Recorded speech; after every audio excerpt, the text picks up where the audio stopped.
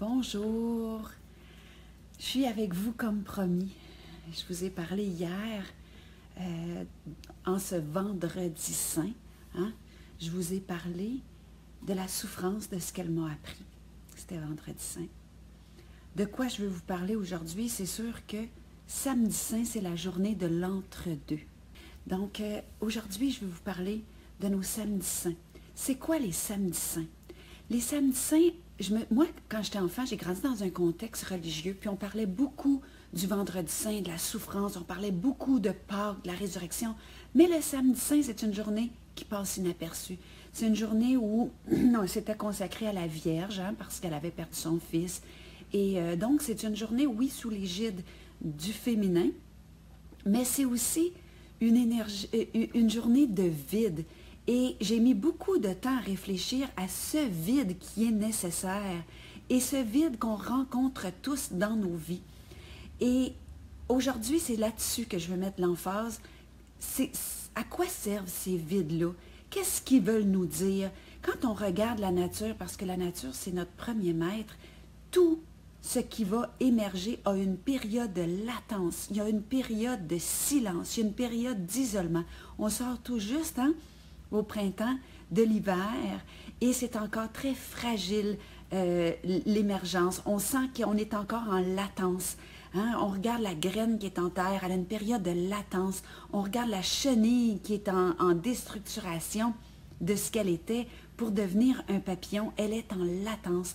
Et dans l'histoire chrétienne, il y a Jésus qui a souffert.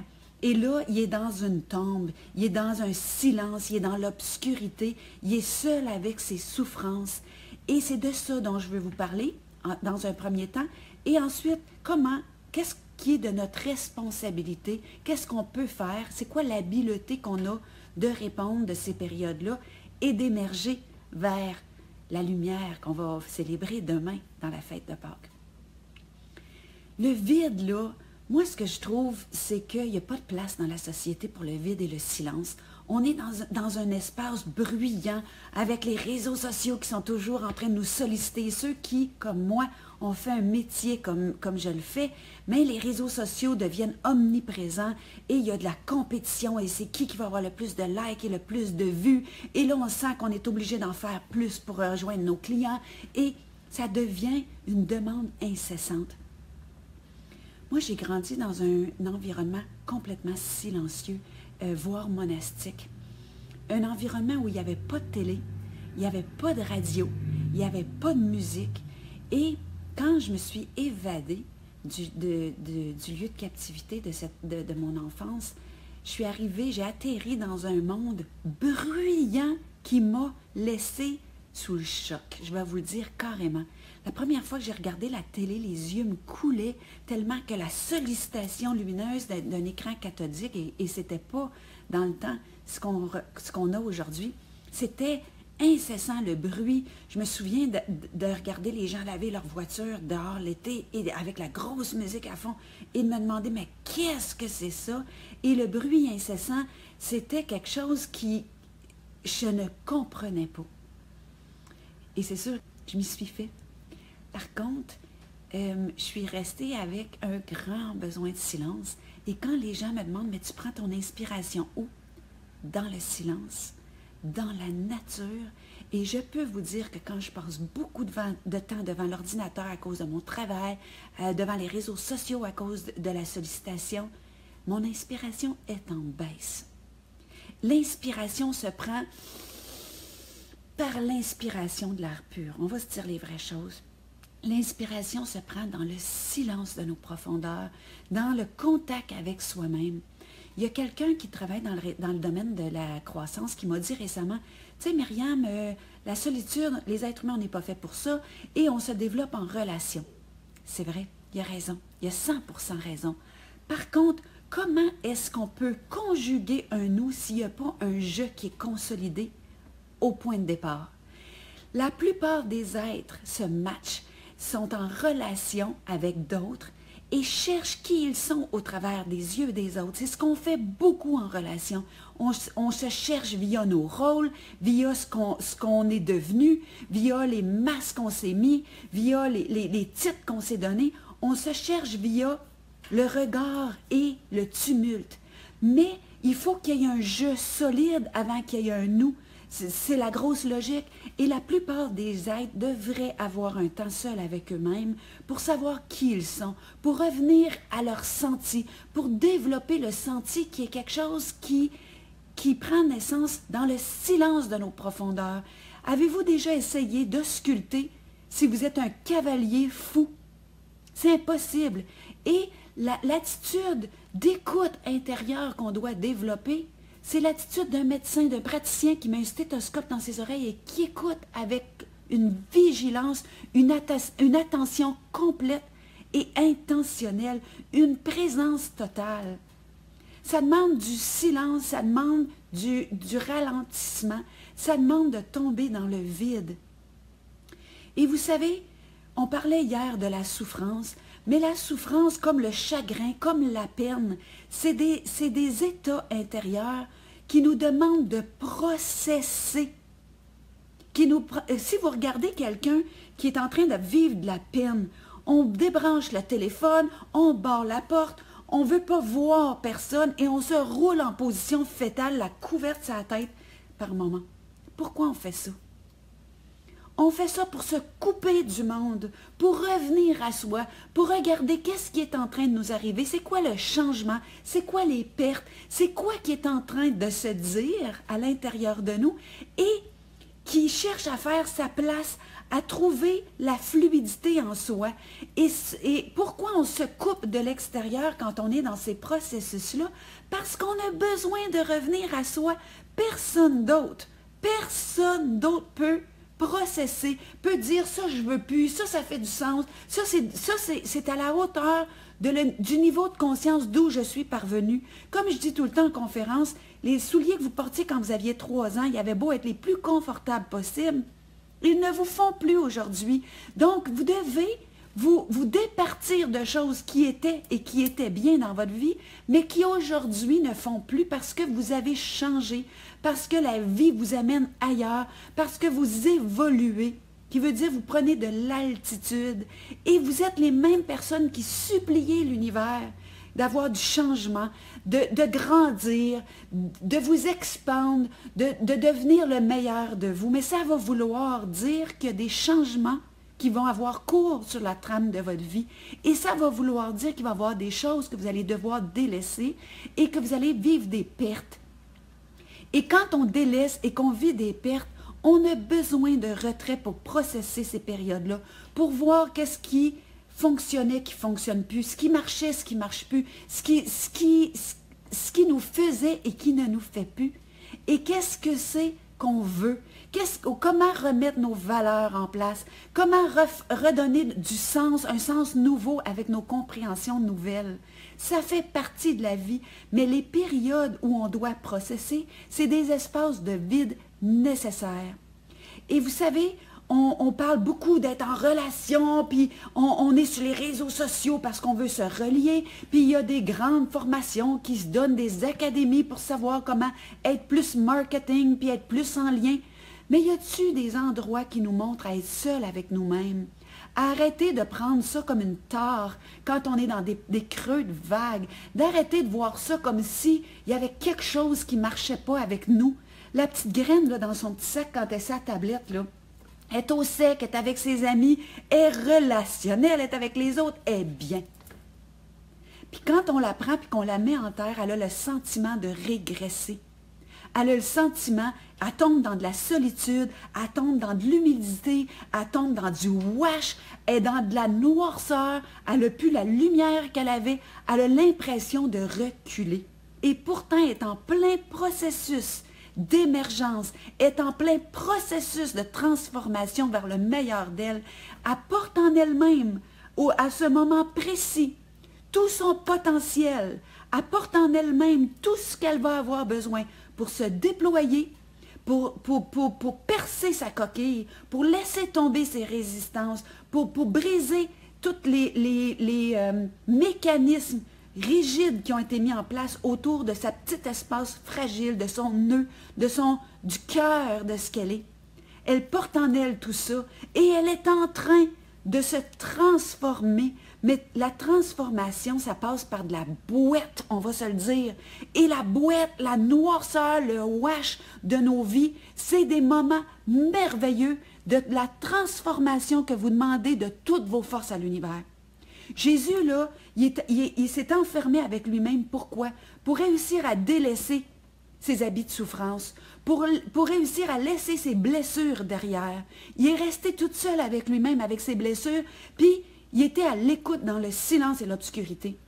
On ne sait pas ce qui s'est passé dans cette période-là, mais quand on regarde nos vies, quand on regarde nos processus, on peut-tu arrêter de penser qu'on n'est pas correct quand on est dans des périodes noires, la nuit sombre de l'âme? Ça fait partie. Les gens qu'on regarde et qui sont toujours sur des montées, je n'y crois pas. Je n'y crois pas. Ça peut être des belles ballons. La vérité, c'est qu'on est seul dans la vie. Et si on n'arrive pas à faire la paix avec l'amertume, l'amertume pas, je ne parle pas du ressassement du passé qu'on doit laisser derrière. D'ailleurs, je veux vous dire qu'une des choses qui nous permet d'émerger le plus rapidement possible de ces espaces-là, c'est justement de laisser derrière nos souvenirs, de laisser derrière ce qui nous a quittés, que ce soit des événements, des rêves, des idéaux, des êtres chers. Il faut abandonner ce qui est derrière et regarder vers l'avant. Il faut accepter qu'il y ait des choses qui meurent et qui terminent leur route. Il faut accepter de voir qu'à un moment donné, il va y avoir un petit éclairci. Dans cet éclairci-là, qu'est-ce qui va arriver? Vous allez devoir sauter dedans au moment où vous allez sentir une charge. C'est souvent émotionnel, on sent « je n'en peux plus » du passé, je ne peux plus vivre ça. Et là, il y a un moment où est-ce que l'éclaircie se fait, où est-ce que la conscience se met en phase avec tout le potentiel que la petite graine porte en elle-même, où est-ce que tout est en phase pour sauter dans le vide. Mais c'est un moment vertigineux. Ce sont des moments d'épeurement, d'affolement, parce qu'on ne connaît pas l'avenir. Mais comme la graine, on porte en soi tout le potentiel de ce qui va être quand on va émerger vers la lumière. Et l'arbre, une fois qu'il a émergé, que la petite pousse qui va porter des fleurs, qui va porter des fruits, qui va devenir un arbre, où est-ce que les oiseaux, les autres esprits de la nature vont pouvoir se réfugier, qui va donner à la terre en retour un apport, une contribution. Cet arbre-là va aussi traverser des ouragans, va aussi traverser des orages et des tempêtes. C'est pas vrai qu'on est toujours juste dans la lumière. Et les êtres qui veulent être juste dans leur résurrection, qui veulent être juste des êtres lumineux. Vous savez, dans le domaine de la croissance, on entend ça. « Ah, moi, je cherche mon émergence, je cherche ma lumière. » Mais on ne peut pas juste chercher notre émergence, juste notre lumière. Si vous faites ça, vous êtes dans le même mode que les êtres qui prennent de la drogue. Vous allez dire, ben de quoi elle parle? Oui, il y en a qui prennent des tapis volants vers le lumineux en eux, vers ce qui est wow d'eux. Les autres, ils prennent des tapis qui sont peut-être des tapis de déchéance, mais ils cherchent aussi à toucher d'autres plans. Ils cherchent aussi à toucher du wow. La vérité, là, c'est que l'être que l'on est doit, pour être unifié, mettre en phase, oui, ses aspirations, au lumineux, au meilleur de soi, mais les mettre en phase avec ses ombres wash, avec nos vulnérabilités, avec nos noirceurs, avec les espaces de soi qui ne sont pas cute. Comme Jésus, il s'est enfermé avec ses blessures. Il n'était pas beau à voir selon l'histoire. Il était tout, j'allais dire un mot québécois, défaite. OK? Il était face à lui-même et à énormément de vulnérabilité. Et si on plonge jamais dans nos noirceurs, au cœur de nos détresses, dans les espaces où on se sent seul, où on se sent abandonné des autres, de l'univers, où on se sent comme la petite graine en terre, qui se sent complètement dans un mode de déstructuration, de pulvérisation. Il n'y a pas de résurrection possible. Je suis désolée de péter les ballons de ceux qui sont toujours en train de... Ça n'existe pas. Ça n'existe pas. Et l'autre chose que je voulais dire, c'est qu'est-ce qu'on peut faire au niveau de notre réponse habileté, l'habileté qu'on a de répondre de soi pour s'aider quand on est dans des périodes comme ça, parce qu'on s'entend que ce n'est pas toujours facile. Pour s'aider, il faut savoir le pouvoir qu'on a sur ce qui se meut à l'intérieur de soi. Souvent, c'est sur nos émotions, energy in motion qu'on a en soi. C'est quoi le pouvoir qu'on a? Mais le pouvoir qu'on a sur qu'est-ce qui est modulable en soi, il faut commencer par être en contact avec soi. Comprenez-vous? Donc, il faut savoir que quand je vais dans la nature, je vais marcher, que je me connecte à un plan qui est sur le nôtre, mais qui est plus éthérique, qui est plus ancré, et qui n'est pas dans la pensée, et qui n'est pas dans la technologie. Ce plan-là a la capacité de nous nettoyer. Puis on n'aime pas ça se faire dire ça parce que c'est comme un doigt pointé sur nous qui veut dire, ben va bouger dans la nature. Oui, va bouger dans la nature. Moi, je peux vous dire, depuis que j'ai beaucoup de travail, je vais moins dans la nature et je suis moins inspirée. Quand on cherche notre air et qu'on est dans le tourbillon, on ne peut pas se faire passer pour des gens inspirés. Ça prend de l'inspiration pure, puis ce n'est pas rien qu'une figure de style ni un jeu de mots. OK, que je suis en train de faire. Il faut inspirer l'air frais. Et ce n'est pas sur l'asphalte, c'est dans le bois, c'est dans la montagne qu'on fait ça. C'est dans l'eau, dans la nature, qui, elle, est vivante et elle est consciente et elle peut nous aider seulement si on rentre en phase avec elle, sinon elle n'a aucun pouvoir. Pourquoi? Parce qu'on est des êtres qui ont le libre choix. Et la nature, si on rentre en phase avec elle et qu'on lui demande, vous savez, les esprits de la nature, je ne sais pas si vous m'entendez, c'est immense le pouvoir qu'ils ont. Moi, depuis que je prie les esprits de la nature, c'est incroyable ce que je vis. L'esprit de la nature, c'est l'esprit de l'eau, c'est l'esprit des arbres, c'est l'esprit des plantes, c'est les esprits qu'on ne voit pas, mais qui sont là. On peut leur demander de l'aide. L'autre chose qu'on peut faire quand ça ne va pas, je vais dire quelque chose que beaucoup de gens n'aimeront pas, puis qu'on ne parle jamais dans le domaine de la conscience, mais je vais le dire pareil, c'est ce que vous mangez. Vous savez, nos humeurs, là, c'est l'état interne, c'est la température interne du moment. Mais ces états-là sont modulables. Et sont modulables, autrefois on appelait ça l'humeur, le liquide qui est à l'intérieur de nous, dans lequel nos organes baignent. OK? On appelle ça les humeurs. Mais ces humeurs-là, on les crée. On les crée parce qu'on mange. Si vous mangez des choses tellement lourdes que votre corps il est en processus tout le temps de transformer pour essayer de tirer le meilleur dans ce qui n'existe pas de bon là-dedans, mais votre corps il n'est pas capable de s'élever au niveau de votre esprit, au niveau de votre être. Il peut pas s'alléger. Et on ne parle jamais de ça parce que, vous savez, ça ramène à la responsabilité. Ce qu'on boit, ce qu'on mange, hein, ce qu'on fait de nous-mêmes, ça fait partie de façon de s'alléger. Je le sais pour l'avoir fait. Quand je mange mieux, j'ai plus d'inspiration et c'est beaucoup plus facile de sortir de mes chagrins, de mes peines et de moins prendre les choses personnelles. On ne s'en rend pas compte parce que c'est tellement automatique notre gestion et tout ça. On ne se rend pas compte. Mais ne pas bouger, mal manger, pas dormir assez, passer notre temps devant les réseaux sociaux, devant les ordinateurs, devant les écrans qui nous stimulent, puis qui nous donnent l'impression qu'on est en relation, qui nous donnent l'impression qu'on est connu ou qu'on est aimé, alors que quand on est seul avec soi-même, on est en détresse. Vous savez, il faut être, j'allais dire brutalement honnête, on va enlever le mot brutal, là, avec beaucoup de bienveillance, mais être excessivement honnête avec soi pour vivre les processus d'épuration que le silence du samedi saint, nos espaces de vide, nos espaces souffrants nous demandent. Ça prend beaucoup, beaucoup de vérité et d'humilité pour être avec soi et se regarder dans le miroir et voir comment on processe nos chagrins, comment on processe nos difficultés, nos zones noires et comment est-ce qu'on peut être responsable de nous alléger et de s'aider avec beaucoup d'amour et de bienveillance. Aujourd'hui, je veux dire à tous ceux d'entre vous qui êtes souffrants, qui vivez du chagrin, qui vivez de la peine, qui vivez de l'isolement, qui vivez de l'obscurité, qui vivez des périodes de noirceur. Je suis avec vous et je vous vois. Je sais que c'est au travers d'un écran. Je sais que ça n'a peut-être pas l'impact que vous auriez besoin avec des bras bienveillants qui peuvent vous bercer jusqu'à la fin des temps. Mais je veux vous dire quelque chose que j'ai entendu et qui m'a percuté excessivement, d'une façon excessivement puissante. J'ai entendu cette phrase, « Les êtres qui ont vécu des grands drames, des grands traumas et qui s'en sont sortis ont le devoir de dire au monde entier qu'après la noirceur, la lumière existe. »